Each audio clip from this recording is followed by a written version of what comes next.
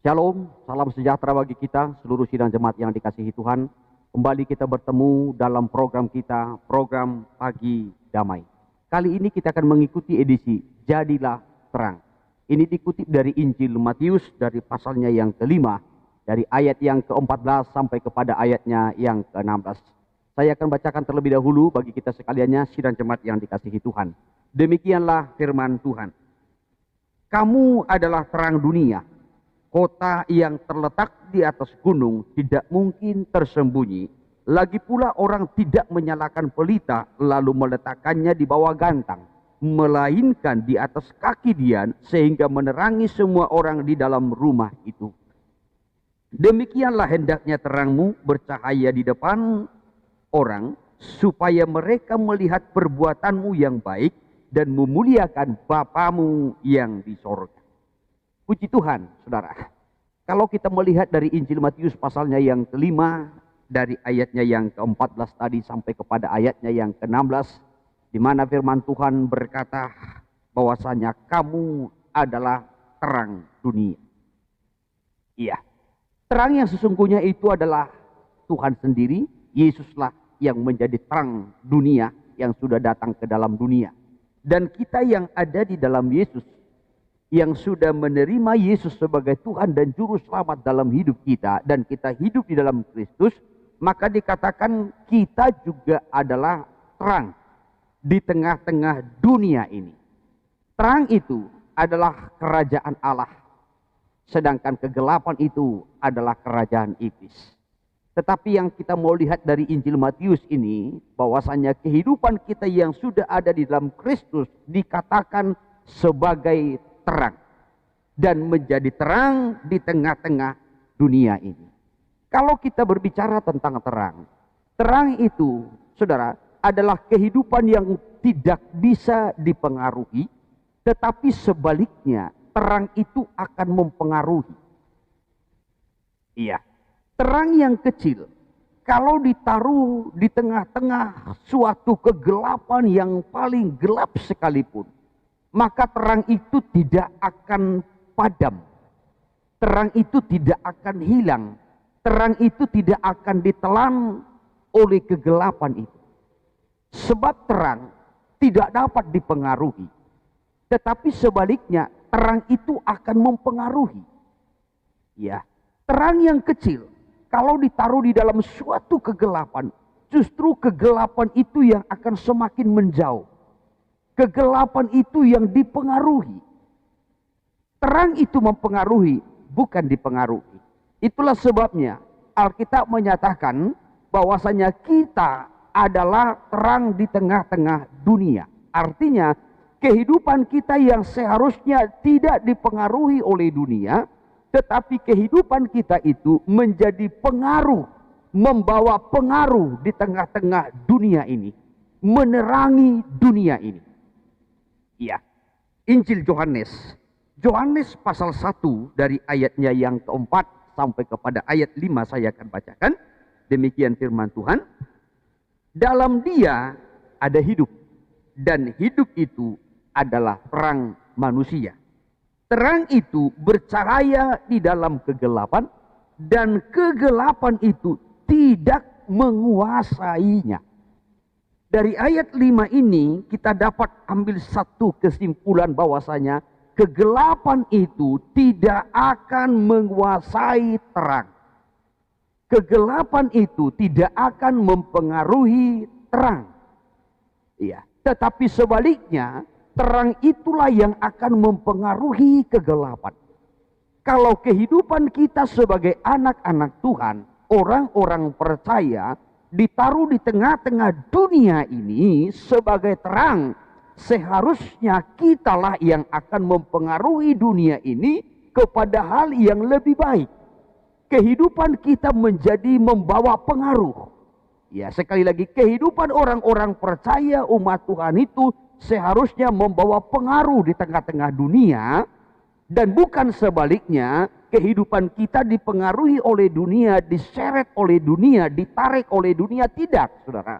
Tetapi kitalah yang seharusnya membawa pengaruh di tengah-tengah dunia ini. Kalau Yohanes pasal 1 ini, kalau kita melihat sebenarnya dimulai dari ayat 1, ya bahwasanya pada mulanya adalah firman, firman itu bersama-sama dengan Allah, dan firman itu adalah Allah sendiri, dan tidak ada satupun di dunia ini yang telah jadi, yang sudah diciptakan kalau bukan diciptakan oleh firman itu. Dan dikatakan firman itu adalah terang, ya saudara, yang mempengaruhi kegelapan, dan terang itu tidak dikuasai oleh kegelapan. Kalau firman itu dikatakan adalah terang, hidup bagi manusia, kalau firman itu di dalam hati kita, kalau firman itu ada di dalam kita, terang yang sesungguhnya itu ada di dalam kita, justru terang itulah, firman itulah yang akan mempengaruhi kehidupan kita, yang tadinya gelap, yang tadinya dikuasai oleh dosa, yang tadinya saudara kita berada dalam ikatan dosa, tetapi ketika firman itu yang adalah terang itu ada di dalam kita, maka hidup kita ini akan dipengaruhi, akan diubah. Ya, tapi firman itu yang adalah terang tidak akan pernah bisa diubah. Kebenaran itu tidak akan pernah bisa berubah. Ya, tetapi kebenaran itulah, firman itulah terang yang sesungguhnya. Itulah yang akan mempengaruhi. Maka kalau firman itu ada di dalam hidup kita, maka hidup kita ini menjadi terang. Ya, menjadi terang. Sudah, menjadi terang yang dapat mempengaruhi dunia yang dikuasai oleh kegelapan ini. Untuk itu, kembali kalau kita memperhatikan di dalam Injil Matius tadi pada pasalnya yang kelima, kalau ayat 14 kita melihat bahwasanya terang itu tidak dapat dipengaruhi, dan kehidupan kitalah yang menjadi terang yang ada di tengah-tengah dunia.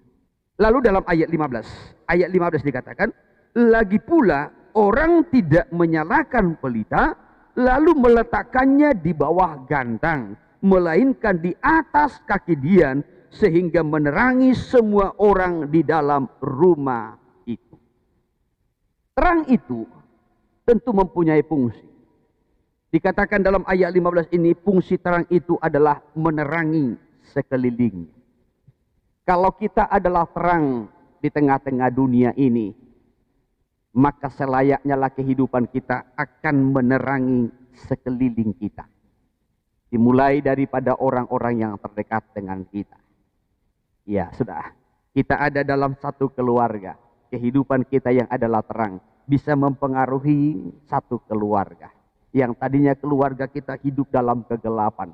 Tadinya keluarga kita hidup di dalam dosa. Tadinya keluarga kita mungkin adalah keluarga yang hancur. Tadinya keluarga kita mungkin adalah keluarga yang saudara yang berada dalam kutuk dosa. Keluarga yang gagal. Keluarga yang penuh dengan pertengkaran, penuh dengan segala perkelahian, penuh dengan segala ya noda-noda, kekotoran, kenajisan dan lain sebagainya. Tetapi ketika kita ada di tengah-tengah keluarga yang dikuasai oleh kegelapan dosa itu, saudara, maka kehidupan kita membawa pengaruh. Sehingga satu persatu keluarga kita itu bisa dilawat oleh Tuhan. Satu persatu keluarga kita itu bisa mengalami keubahan. Karena hidup kita yang adalah terang, ada di tengah-tengah kegelapan itu, yang akan membawa pengaruh yang sangat luar biasa. Demikian juga dengan kehidupan kita dalam pekerjaan, saudara. Bahkan mungkin di tengah-tengah pekerjaan kita mungkin, saudara, kita ada di tengah-tengah lingkungan daripada orang-orang yang juga hidup dalam dosa. Tidak ada rasa takut akan Tuhan. Hidup semaunya, penuh dengan segala kekerasan dan lain sebagainya. Tetapi ketika kita ada di lingkungan pekerjaan yang demikian, hidup kita yang adalah terang, maka juga membawa pengaruh di tengah-tengah pekerjaan kita. Sehingga orang-orang yang bekerja bersama-sama dengan kita juga mengalami lawatan Tuhan. Ada yang dipulihkan, ada yang diubahkan hidupnya, ada yang bertobat. Bahkan tempat kita bekerja mungkin juga akan diberkati. Kenapa? Karena ada orang-orang yang menjadi terang di tengah-tengah pekerjaan itu. Saudara lihat salah satu contoh kehidupan Yusuf anak Yakub. Yusuf anak Yakub itu ada di Mesir. Iya saudara, bagaimana Mesir itu betul-betul diubah. Yang tadinya dunia mengalami masa kelaparan, tetapi Mesir itu betul-betul dipelihara oleh Tuhan. Karena di sana ada Yusuf, anaknya Yakub, yang bisa menjadi terang. Bahkan menjadi terang bagi seluruh istana. Bahkan menjadi terang bagi seluruh wilayah Mesir, bahkan juga sekitarnya. Jadi terang itu membawa pengaruh. terang itu tidak akan pernah bisa dipengaruhi. Saudara, kalau perhatikan sebuah lampu ditaruh di tengah-tengah kegelapan yang paling gelap sekalipun, jangankan lampu, lilin saja kalau kita taruh di tengah-tengah kegelapan yang paling gelap saja, justru kegelapan itu yang semakin menjauh karena ada terang, sekalipun terang itu kecil.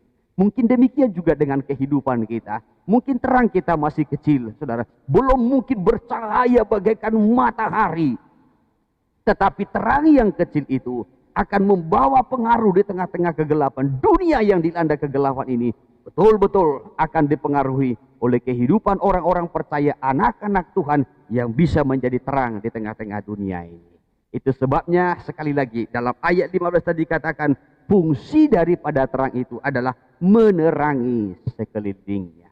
Dimanapun kita berada di sekeliling kita akan penuh dengan terang, akan membawa pengaruh. Baik di lingkungan keluarga, di lingkungan pekerjaan, di lingkungan tempat tinggal, kita membawa pengaruh yang sangat luar biasa. Lalu hal yang ketiga, dalam ayatnya yang ke-16, masih Matius pasalnya yang ke-5 ayat 16 dikatakan, demikianlah hendaknya terangmu bercahaya di depan orang, supaya mereka melihat perbuatanmu yang baik dan memuliakan Bapamu yang di sorga. Untuk itu saudara, tunjukkanlah terangmu, perbuatan-perbuatanmu yang nyata. Bukan perbuatan-perbuatan yang tersembunyi, tetapi perbuatan-perbuatan yang nyatalah yang kita tunjukkan kepada sekeliling kita. Baik tadi kepada keluarga, baik kepada lingkungan pekerjaan, maupun juga di lingkungan tempat tinggal kita. Sudah, jadi perbuatan itu, kasih itu tidak tersembunyi, tetapi dinyatakan, ditunjukkan. Ya, sehingga membawa pengaruh kepada orang lain. Kita berkata, aku mengasihi keluargaku, tetapi kita tidak tunjukkan perbuatan-perbuatan kita yang hidup dalam terang. Kita tidak menunjukkan perbuatan-perbuatan kasih kita kepada mereka. Kita berkata, aku mengasihi temanku, tetapi kita tidak menunjukkan perbuatan-perbuatan yang nyata kepada teman-teman kita. Saudara yang terkasih, itu bukan terang. Terang itu harus ditaruh di atas kaki Dian supaya dapat menerangi sekelilingnya. Artinya perbuatan-perbuatan kita itu harus kita tunjukkan perbuatan yang nyata, bukan perbuatan-perbuatan yang tersembunyi. Dikatakan satu ayat dalam kitab Amsal pasalnya yang ke-27 dari ayatnya yang ke-5. Lebih baik teguran yang nyata-nyata daripada kasih yang tersembunyi. Ya, lebih baik perbuatan-perbuatan yang nyata, teguran yang nyata daripada kasih yang tersembunyi. Jadi perbuatan itu harus betul-betul ditunjukkan, dinyatakan. Kasih itu harus betul-betul ditunjukkan, dipraktekkan. Tidak hanya di dalam hati, tidak hanya dalam pikiran, tidak hanya dalam suatu angan-angan, suatu rancangan saja, saudara, tetapi harus ditunjukkan. Iya, saudara, untuk itu, supaya pelita kita tetap menyala. Supaya pelita kita itu, saudara, bisa menjadi terang terus menerus. Bukan hanya hari ini, bukan hanya besok, tetapi pelita kita, terang kita bisa bercahaya terus menerus. Maka sumbu daripada pelita itu, terang itu harus ada kaitannya dengan minyak. Ya, sumber minyak itulah Tuhan sendiri, Yesus ataupun Roh Kudus.